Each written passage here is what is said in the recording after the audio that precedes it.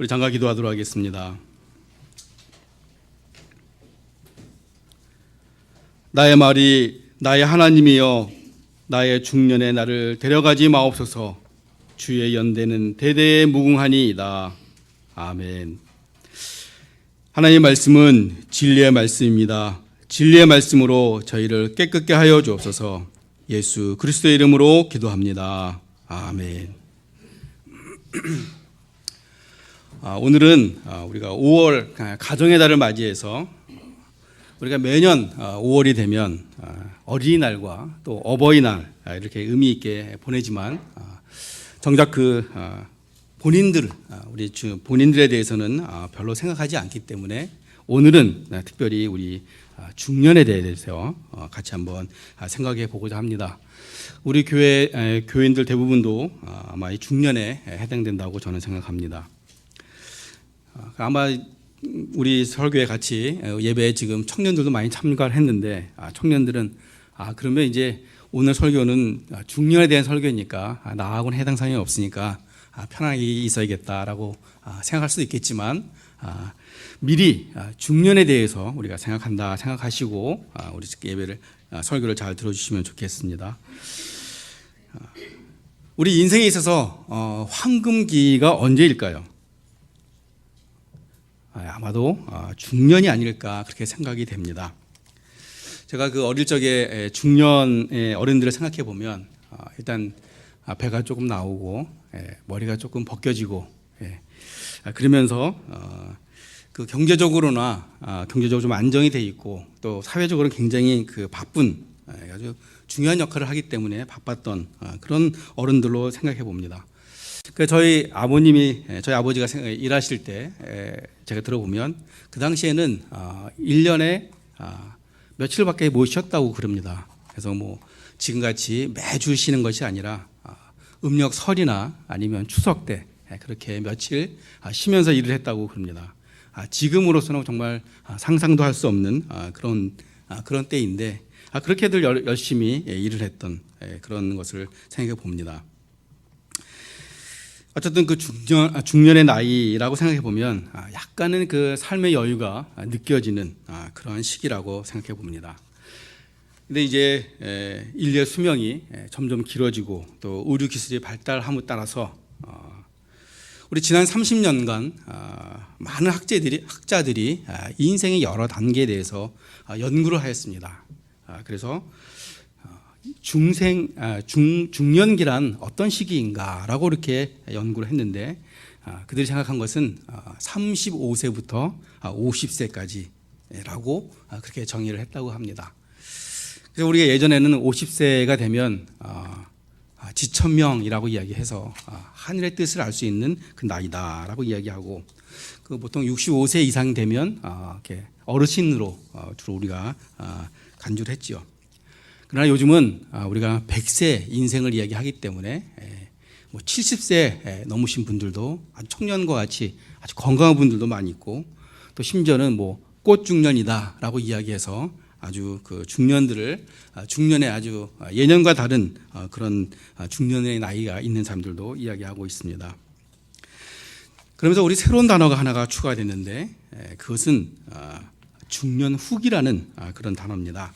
50세부터 65세에 해당되는 이 나이가 이제는 중년 후기다라고 이야기해서 마치 이제 중년의 나이가 이제는 그 35세부터 65세까지 넓은 스펙트럼을 갖게 되는 그런 나이대가 되었습니다.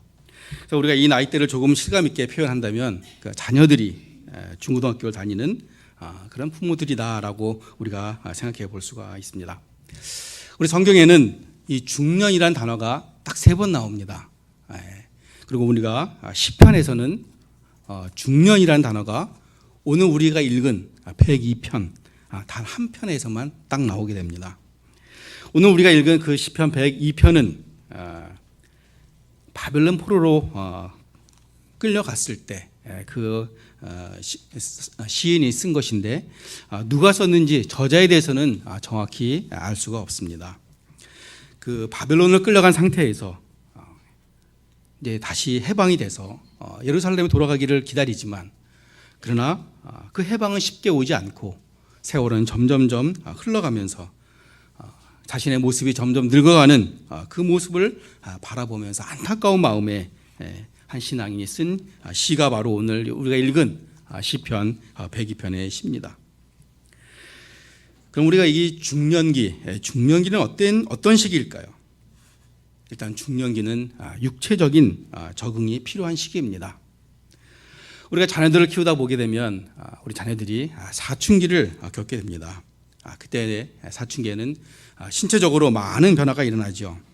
키가 크기도 하고 또 목소리가 변하기도 하고 또 얼굴에 뭔가 막 튀어져 나오기도 하고 또 남자들은 코 밑에 솜털들이 나기 시작하며 또 여자아이들은 여성이 되기 위한 어떤 신체적인 변화와 특징들이 나타나게 됩니다. 그런데 이 중년이 되면은 이런 사춘기와 비슷하게 또 비슷한 그런 신체적인 변화가 나타나게 됩니다. 멀쩡했던 눈이 잘 안 보이게 되고 머리에 흰머리가 한 가닥씩 생기게 되고 또 머리숱이 또 현저하게 줄어들게 되는 그런 현상들이 나타나게 되죠. 그래서 부쩍 이 건강에 대해서 신경 쓰는 시기가 바로 또 중년인 것입니다.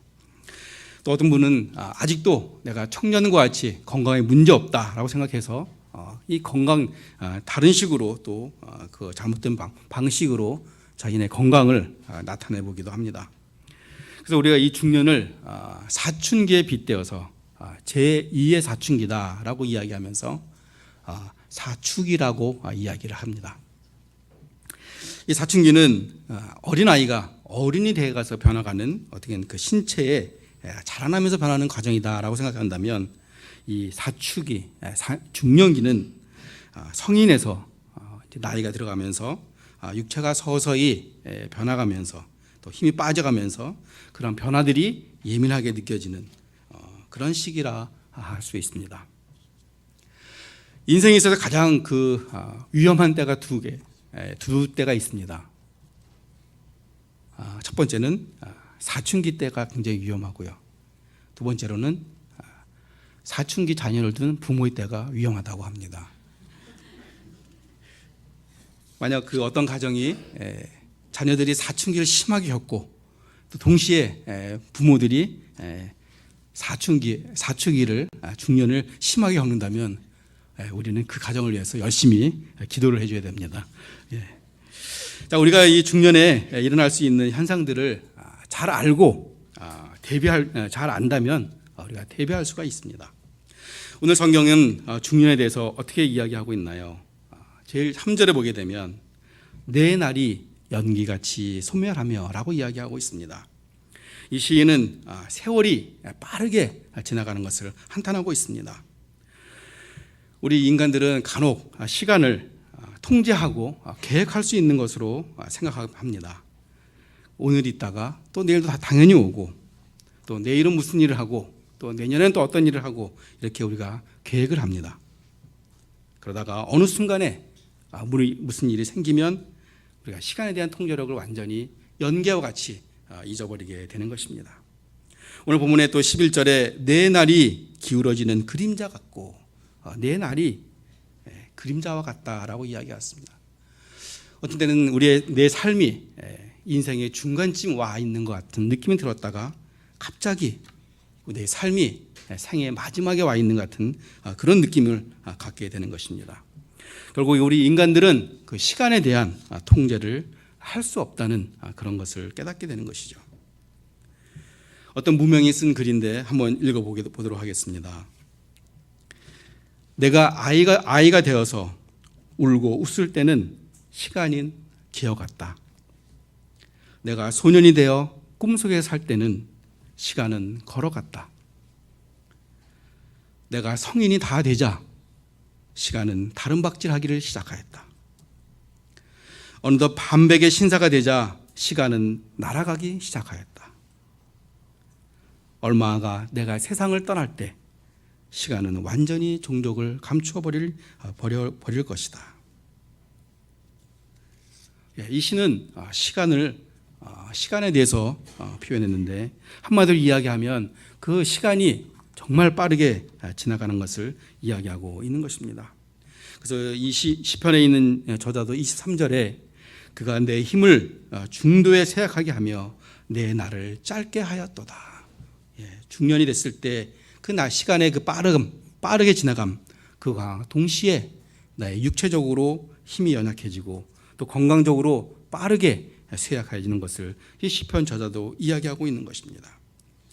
이 시편 저자는 자신의 그 세월이 빠르게 지나감과 또 육신적으로 연약해지고 있는 그 마음을 안타깝게 이야기하고 있는 것입니다. 바로 중년의 시기가 바로 이러한 것을 확연히 피부로 느끼는 시기입니다. 두 번째로 이 중년의 시기는 감정적으로나 또 심리적으로 변화의 시기입니다. 우리가 인생에 있어서 여러 단계마다 다 심리적으로 안정이 필요하겠지만 그러나 특히나 이 중년의 시기에는 심리적인 안정이 더 필요한 것입니다. 오늘 시편의 저자는 자신의 마음을 4절부터 7절에 표현하고 있습니다. 4절에 내 마음이 풀같이 시들고 말라 버렸사오며, 자신의 마음이 마른 풀과 같이 메말랐다는 것을 이야기하고 있습니다. 6절에 나는 광야의 올빼미 같고 황폐한 곳에 부엉이 같이 되었사오며, 이 부엉이 올빼미가 광야에 있어야 되는 것이 아닙니다. 엉뚱한 곳에 가 있는 올빼미와 같이 자신의 그 방향성을 완전히 상실해서 자기가 있지 않아야 될 곳에 가 있어버린 그런 것을 느끼는 때가 바로 중년의 때인 것입니다.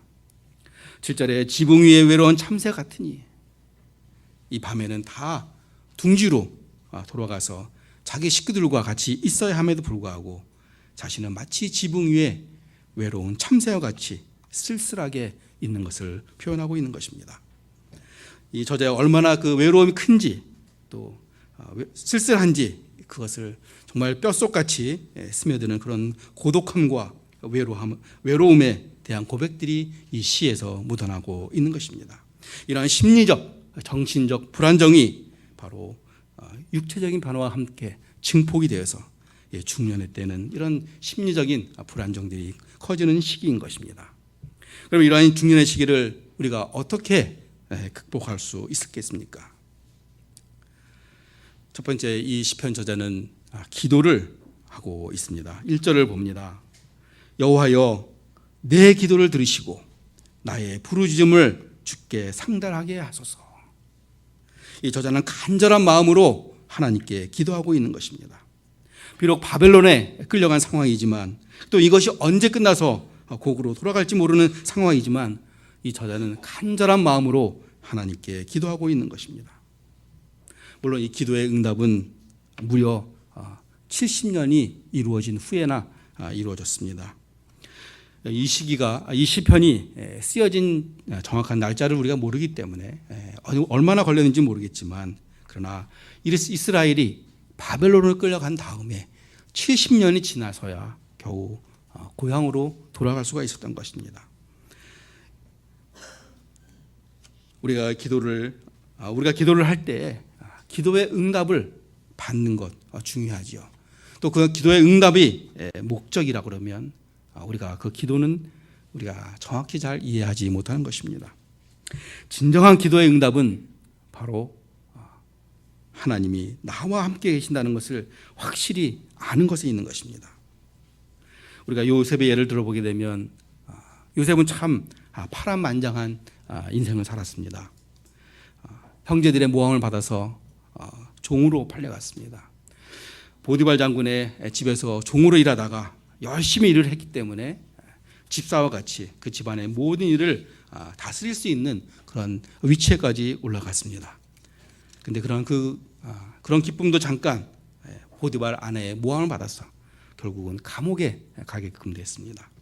또 감옥에 가서도 요셉은 열심히 그에서 일을 해서 또 감옥에서 모든 일을 관리할 수 있는 그런 위치까지 또 올라갔습니다. 감옥에 있는 어떤 두 사람의 꿈을 해몽해 줌으로써 그들은 그 꿈의 해몽대로 되면서 요셉에게 약속을 했습니다. 내가 나가면 너의 억울한 일을 해결해 주겠다. 그러나 그들은 감옥을 나간다면 전혀 기억지 못하고 몇 년을 지나간 것입니다. 이처럼 요셉은 기도를 했지만 그러나 순간순간에 그에게 닥쳐오는 일들은 계속 어려움과 시련들이었습니다. 그럼에도 불구하고 요셉은 하나님이 나와 함께 한다는 것을 분명히 알았습니다. 기도의 응답이 이루어지지 않았는데 요셉은 어떻게 하나님이 나와 함께 하신다는 것을 알았을까요? 바로 요셉의 기도는 바로 내 기도 응답이 내가 기도한 대로 이루어지는 것이 아니라 하나님이 나와 함께 한다는 그 자체, 그 믿음이 바로 그의 기도의 응답이었다는 것입니다. 우리의 기도의 응답은 내가 기도한 대로 이루어지는 것, 물론 그것도 기도의 응답이지만 그러나 하나님께서는 우리의 기도를 항상 들으시고 언젠가 때가 되시면 우리의 기도를 이루어 줄 것입니다. 그렇기 때문에 우리가 정말 우리가 바라야 되는 것은 기도의 응답은 하나님이 어떠한 상황에서도 나와 함께 하신다라는 그 믿음이 흔들리지 않는 것입니다. 이것이 진정한 기도의 응답인 것입니다. 오늘 시편 17절에 보니까 여호와께서 빈궁한 자의 기도를 들어보시며 라고 시편 저자는 기록하고 있습니다. 즉 하나님께서는 상황이 변하지 않고 세월만 지나가는 듯 하지만 그러나 기도하는 자들의 기도를 들으시고 반드시 그의 기도를 하나님의 때에 적당한 때에 이루신다는 그런 확신을 가져야 한다는 것입니다. 그러면서 이 시편 저자는 우리네 인생이 유한하고 빠르게 지나가지만 하나님께서 무한하시고 영원한 그 불변하시는 그런 분으로 표현하였던 것입니다. 즉 유한한 인간이 영원하신 그 하나님을 나의 하나님, 내 하나님으로 부를 수 있다는 것, 그 자체가 우리에게 위로가 되는 것입니다. 구약시대의 그 하나님은 공의의 하나님이고 죄에 대해서는 처벌하시는 그런 심판의 하나님으로 많은 사람들이 이해를 했습니다. 그러나 이 시편 저자는 바로 하나님께서 자신과 함께 자신의 기도를 들어주실 그분으로 인정하고 그분을 신뢰한 것입니다.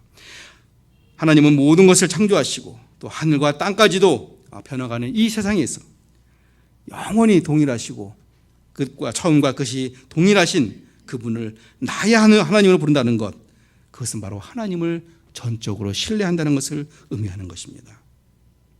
그래서 우리는 이 세상이 끝나도 바로 그 하나님과 함께 할 수 있다는 그런 소망이 우리에게 있는 것입니다. 유한한 피조물이 영원하신 그 하나님을 알고 있고 또 그 하나님이 자신을 알고 있다는 그 사실만으로도 우리는 큰 위로함을 받을 수가 있는 것입니다. 그래서 영원하신 하나님께 우리가 기도하는 것, 바로 그것이 우리가 이 위험한 시기 중년을 지혜롭게 넘기는 그 방법인 것입니다. 이제 결론을 맺고자 합니다. 우리가 인간이 죽기 전에 가장 후회하는 것은 무엇일까요? 아직 죽음이 심각하게 다가오지 않는 사람들에게는 답이 쉽게 떠오르지 않을 것입니다. 영국의 일간지인 데일리 메이 인터넷판에서 죽을 때 가장 후회하는 5가지를 화제의 책으로 소개하였습니다. 이 책은 오스트리아에 있는 한 요양원에서 말기 환자들을 돌보던 그 간병인 브로니 회의가 자신의 블로그에 올렸던 글을 모아서 낸 책입니다. 이 외워 관찰한 그 시한부 환자들이 가장 후회하는 일은 첫 번째로는 내가 내가 원하는 삶을 살지 못했다라는 것입니다. 이들은 다른 사람들의 시선과 또 기대에 맞춰서 자신의 삶을 살았던 것을 후회하였던 것입니다. 남을 의식하는 바람에 결국은 내 꿈을 이루지 못했다라고 부끄러워했던 것입니다. 둘째로는 일을 너무 많이 했다는 것입니다. 대부분의 남성 환자들이 이런 후회를 했다고 합니다. 이들은 직장 생활 때문에 아내와 자녀들과 따뜻한 가정 생활을 하지 못한 것을 안타까워했다고 합니다. 세 번째로는 감정 표현에 솔직하지 못했다는 것을 이야기합니다. 타인과의 평화를 위해서 또 평화를 유지하기 위해서 자신의 감정을 숨긴 것이 어쩌면 지금의 자신의 병의 원인이 된 것이 아닌가라는 생각을 했다고 합니다. 네 번째는 옛 친구들을 소중함이었다고 합니다. 이제 죽음을 앞두고서 오랜 친구들이 보고파서 그들을 연락을 시도해보지만 그러나 그들의 연락처를 알 수가 없어서 절망스러웠다라고 그렇게 표현합니다. 이제 마지막으로 내 행복을 위해서 노력하지 못했다는 점, 그런 것들을 이들은 가장 후회하는 5가지로 뽑았다고 합니다. 이 글을 보면서 우리가 생각해 보면 우리가 인생을 살아갈 때 맞는 말들이죠. 많은 사람들이 자신들의 오래된 습관과 패턴에 머물러 있어서 변화를 시도하지 못하고 또 자신의 그 행복을 위해서 노력하지 못했다는 것 우리가 자책할 수 있습니다. 또 이런 내용들이 생애의 마지막 순간에 진솔한 표현이었다고 생각합니다. 그러나 우리가 이 신앙인으로 5가지를 바라보게 되면 결국은 다 내가 원하는 삶을 살지 못했고 내가 일을 너무 많이 했고 또 내가 내 감정을 표현하지 못했고 내 친구들을 챙기지 못했고 내 행복을 노력하지 못했다. 모든 것이 다 내가. 하나님을 모르는 사람들은 모든 것이 자기 중심적인 유한한 인생에서 나오는 해답인 것입니다. 그러나 우리가 하나님을 알고 우리가 하나님을 전적으로 의지할 때는 바로 우리가 하나님이 우리를 사랑하신 그 사랑 안에서 이 문제들의 해결을 우리가 구할 수가 있는 것입니다. 우리 크리스찬으로서 우리 중년을 살아가는 또 아닌 여러 가지 어려움을 겪는 우리들에게 가장 중요한 것은 무엇입니까? 나 중심적인 사고가 아니라 바로 모든 것을 유한하고 제한된 우리 인간들이 바로 무한하시고 영원하신 하나님께 의지하고 신뢰하는 모든 것을 맡기는 바로 그 기도에 우리의 참 해답이 있는 것입니다.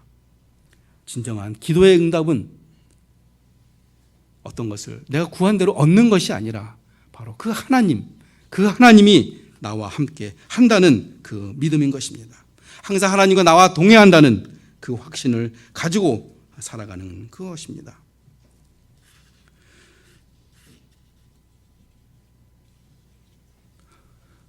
우리 교회 교인들은 참으로 열심히 다들 사신 분들이죠. 또 자녀들을 미국에까지 유학 보내기 위해서 많은 시간과 많은 헌신과 노력을 하신 분들입니다.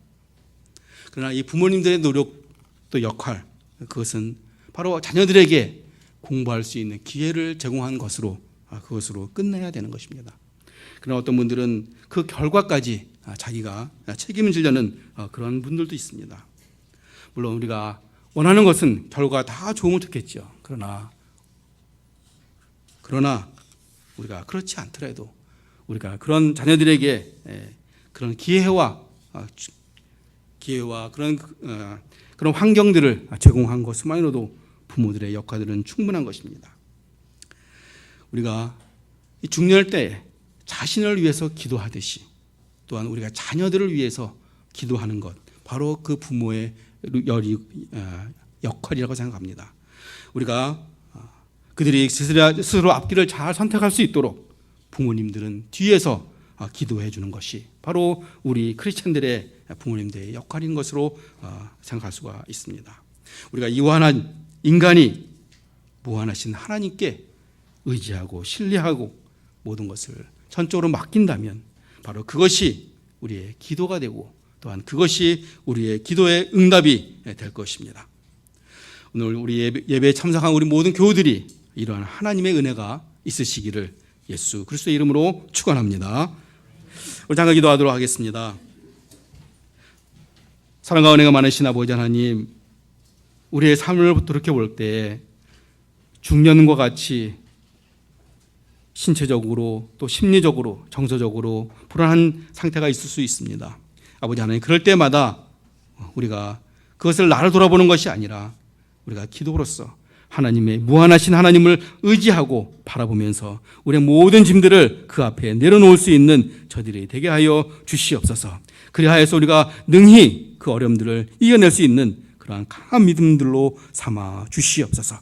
믿고 감사드리며 예수 그리스도의 이름으로 기도합니다. 아멘.